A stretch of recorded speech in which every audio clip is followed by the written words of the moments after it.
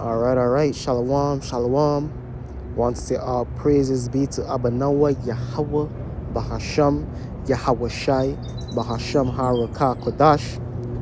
Double honors to the apostles, elders of Great Millstone who rule well.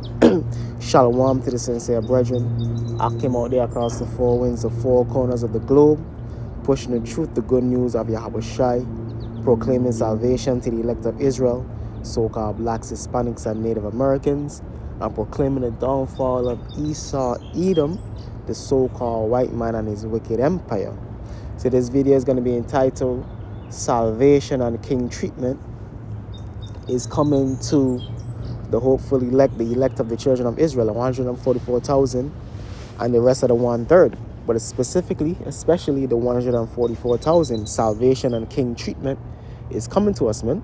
We're going to even begin to see some of that on this side as we transition from this captivity into the salvation of Yahweh Shai. You understand? That's where Isaiah 4:1 comes in, so on and so forth. Wisdom of Solomon, the 5th chapter. That's going to be our glorification, our rising, our upliftment on this side as we transition even into the kingdom. Because we're going to be recognized as the aristocrats and the true rulers of the planet, man, as we transition into the kingdom from this side onto the next in Yahweh Shai's kingdom. So this is the book of John chapter 4, verse 19. The woman said unto him, Sir, I perceive that thou art a prophet. This is a Samaritan woman who was a heathen woman talking to Yahweh Shai. The woman said unto him, Sir, I perceive that thou art a prophet, which even many of these people in this world perceive that we the prophets, man.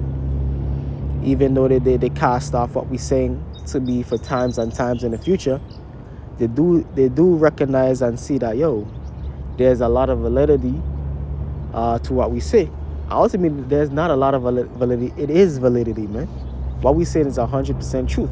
It's not, it might be or no. What we saying is 100% truth. The RFID chip is the mark of the beast. World War III is coming into effect. America is Babylon the Great, so on and so forth. It's not, there's just some validity. No, what we speaking is the words of Yahweh Hashem Yahweh Shai, and it's 100% validity. John chapter 4, verse 19. The woman said unto him, Sir, I perceive that thou art a prophet. Our fathers worship in this mountain, which she was a heathen, and her ancestors were placed there by the Assyrians. Going back to when the Assyrians took over the northern kingdom, they placed heathens in that land of northern Israel, Samaria, and she was one of those descendants. She's one of those people. So she proclaiming that her fathers worship in this mountain, but your fathers aren't the true worshippers. And Yahweh Shai is going to break that down to her. Just like you have these so-called, these small hats, you know what I mean? Thinking that they're the true worshippers. Thinking that they're the people, but they're not. Same with this lady right here. Our fathers worship in this mountain, yet ye say that in Jerusalem is the place where men ought to worship. Yahweh Shai said unto her, Woman, believe me, the hour cometh when you shall neither in this mountain nor yet at Jerusalem worship the Father. God, why is Yahweh Shai saying that? Because they're outside of the temple, man. They have no inheritance with Yahweh Hashem Yahweh Shai. The heathens have no inheritance with Yahweh Hashem Yahweh Shai. Unto them wasn't given the law, the covenant, so on and so forth. And what proves that is this right here. Revelation 11:1, and there was given me a reed like unto a rod, and the angel stood, saying, Rise and measure the temple of the Most High. How do you measure the temple of the Most High? Using the scriptures. And who are the people of the scriptures? Who are the people of the book? Who are the people written in the book of life? The Israelites, starting with the elect. So you have to be an Israelite. And measure the temple of the Most High and the altar and them that worship therein. And who's them that worship therein? The Israelites, starting with the elect. But the court which is without the temple leave out and measure it not, for it is given unto the Gentiles. So that's why Yahweh Shai told that lady what he said. You have no inheritance in Jerusalem, man. You have no inheritance here, man, in the chosen land. You understand? This place of worship, these places of worship, these high holy places, is really given on to the Israelites, man. You understand? So let me read that again. This is the book of Revelation, chapter 11, verse 1. And there was given me a reed, and there was given me a reed like unto a rod, and the angel stood saying, Rise and measure the temple of the Most High, and the altar, and them that worship therein. And that's the elect, which are the Israelites. And them that worship therein, but the court which is without the temple leave out, and measure it not. For it is given unto the Gentiles, and the holy city shall they tread on the foot 40 and 2 months. Kind of we in this dispensation right now, where the Gentiles is treading our holy city on the foot. They're over there in Jerusalem, they're in the land of Israel, usurping our land, have usurped our land. But that time is coming to an end, because once the salvation of the true Israelites come, that's the downfall of the Gentiles possessing our land. That's the downfall of the Gentiles, period. Any Gentile rulership is going to be casted down. That's why Yahawashi is known as what? Is known as what? The Kings of Kings, Lords of Lords, man. Many crowns. Because Yahawashi conquering these nations represents what? Our salvation. And our transition into kingship, into king treatment, into aristocracy. So back in the book of John chapter 4, verse 21, and Yahawashi said unto her, Woman, believe me, the hour cometh when ye shall neither in this mountain nor yet at Jerusalem worship the Father. God, because they have their inheritance with us. Ye worship you know not what. Ye worship you know not what. We know what we worship, for salvation is of the Jews. So salvation is of who? The Jews. Who are the Jews? You so-called blacks, Hispanics, and Native Americans, the 12 tribes of Israel. But our coming and now is when the true worshipers shall worship the Father in spirit and in truth. And that's what brothers, cause the four winds of the earth, is seeking to doing, man. Putting up these videos, camping, so on and so forth. We are serving the Lord in spirit and in truth. For the Father seeketh such to worship him, and that's who the Father seeking to worship him. The Most High Yahweh is a spirit, and they that worship him must worship him in spirit and in truth. So they that worship Yahweh Ba'ashem Yahawashi must worship him in spirit and in truth. And that's exactly what we're doing week in and week out. Exactly what we're doing, so we can attain that salvation and attain being crowned as kings, man. Because we I'm gonna get it right now. It's 2 Ezra 2 and 47. It's because 2 Ezra chapter 2 verse 47. So he answered me. We saw 2 Ezra chapter 2 verse 42. I, Ezra, saw upon the Mount Zion a great people whom I could not number, and they all praised the Lord with songs, going into the elect, the 144,000. And in the midst, and this is going into what? The crowning, the coronation of the 144,000, man. Being crowned as what? Kings. And coronation is for what? Kings.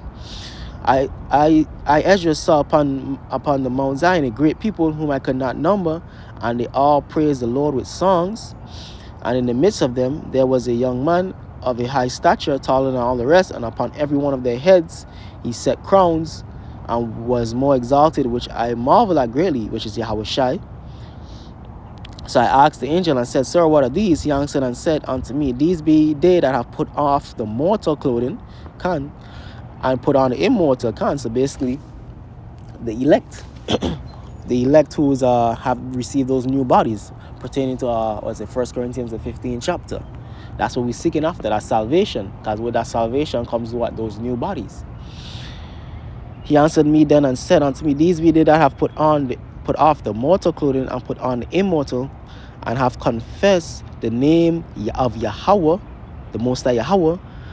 Now they crown and receive palms, man. So now they are crowned and receive palms. And what comes with being crowned? You're a king. So come with king treatment, man. And that's all because what?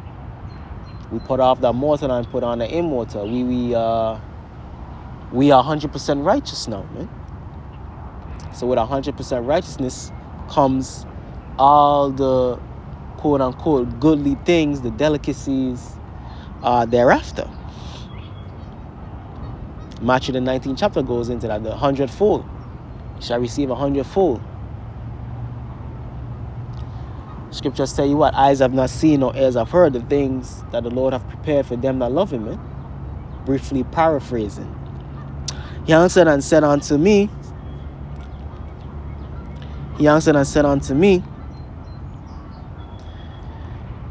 these be they that have put off the mortal clothing. These be they that have put off the mortal clothing and put on the immortal. And they have confessed the name. And they have confessed the name of the Most High Yahweh. Now are they crowned and receive palms.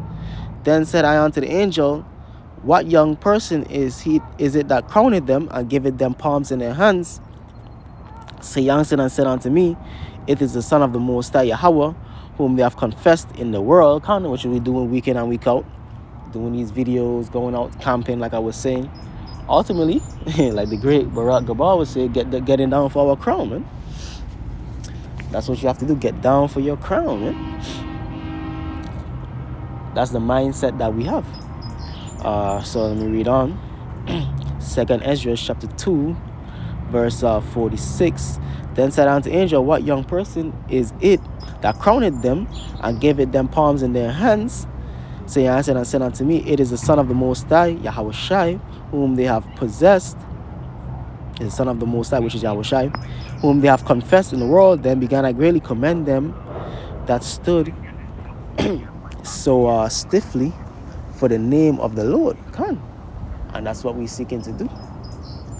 We're seeking to stand stiffly and even more stiffly for the names of Yahweh Hashem Yahweh Shai. You understand? Because our ultimate destination is salvation. That's our ultimate hope. Then the angel said unto me, go thy way and tell my people what manner of things and how great wonders of the Lord thy power thou hast seen. Come. And that's what we're doing right now, Matthew 3:1. Repent ye, for the kingdom of heaven is at hand. Salvation is at hand. And that's what we're telling Jake, man. Telling Jake, yo, repent, for the kingdom of heaven is at hand. Salvation is at hand. But we understand ultimately only the elect is going to get it. Romans 11:7. On to the elect, it's going to pertain to salvation, man. Let's see, that's what I want. Probably close it up with this precept. Yeah, Zephaniah chapter 3, verse 19. Behold, at that time I will undo all that afflict thee, and I will save her that halted. Going into what? The end of our captivity, Lamentations 4:21 and 22. The end of the captivity of the Israelites. Salvation to Israel. Behold, at that time I will undo all that afflict thee, and I will save her that halted, and gather her that was driven out. The Israelites, so-called blacks, Hispanics, and Native Americans, driven out of the land of Israel, particularly during our 70 AD. Scattered across the four corners of the globe. And I will get them praise and fame in every land where they have been put to shame. And there's another precept in Hosea. It tells you, in the lands where you were said that you're not the sons and daughters of Yahweh Hashem Yahweh Shai, you're not the Israelites, there it will be said unto you that you are the Israelites. And that's the times that we're living in, man. And the Most High Yahweh Hashem Yahweh Shai raised the prophets to say that, but it's only going to get a larger and larger scale in these last days, man. Because praise and fame, meaning that what? It's going to be noise, man, abroad, man. It's going to be publicly known. It's publicly known now, but it's going to be even further known, man. Undeniably known. Like, yeah, these so-called blacks, Hispanics, and Native Americans, they are the children of Israel, according to antiquity, without denial. And I will get them praise and fame in every land where they have been put to shame. Talking about the prophets, the Israelites, because we really the chief sons of the children. We the cream of the crop. The prophets, the hopefully like we the cream of the crop of the Israelites. So we're going to be the first order of the praise and fame. You understand? And I will get them praise and fame in every land where they have been put to shame. Can we be put to shame? Especially the brothers on the highways and the byways, the brothers putting his truth. We've been ostracized, called crazy, called this, called that. But guess what? All of that is coming to an end in the very near future, man. At that time will I bring you again, even in the time that I gather you, for I will make you a name and a praise among all people of the earth when I turn back your captivity before your eyes, said the Lord Yahweh Khan. So that's what's coming, like I say, salvation and king treatment, man, is coming to the elect of the children of Israel, starting with 144,000. That's what's coming to us, man. And it's going to be undeniable, man. It's going to be undeniable that we are the people of the Most High. We are the children of Israel. And we are the real aristocrats of the planet. And we're going to be put back in that position via Yahweh Ba'ashem Yahweh Shai. Hey, so with that, I want to say all praises be to Abanawa, Yahweh Ba'ashem, Yahweh Shai Ba'ashem Harakah Kodash. Double honors to the apostles, elders of great Millstone, well. And shalom to the elect. Shalom.